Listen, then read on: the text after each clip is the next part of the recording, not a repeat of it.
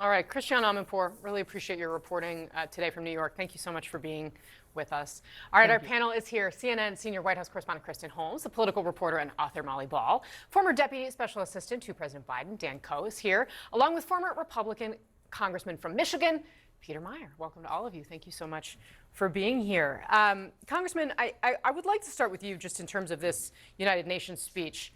And we should also mention, for those of you who, in the last week or so, have debuted our text chain here, there's going to be additional analysis, reporters in there. We're going to let them do their thing. If you're watching unmuted, it'll be great for you. If somebody says something that jumps off our screen, we'll read it here, but otherwise we're going to let them do their thing. But Congressman, the things that we heard from the president in this speech, I mean, was, I feel like we say a lot, like it's Donald Trump unleashed, but this is a new version of this president for this second term. I mean, what was your reaction to how he conducted himself there?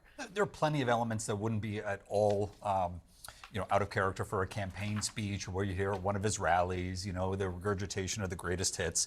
But he said two things that I thought were important to note. One, the difference between, empty words, and that's not how to solve wars. It's going to be action. And then number two, a pretty stinging criticism of the degrowth mentality that I think has taken over Europe. And the two are very much linked. He talks about the energy sanctions against Russia, but at the same time, how much the European Union continues to buy their oil.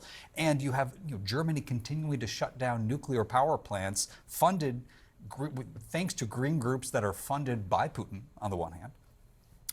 That degrowth mentality is terrible for Western democracy. It's terrible for Western economies. It is fantastic for China, they are embracing growth left, right, and center.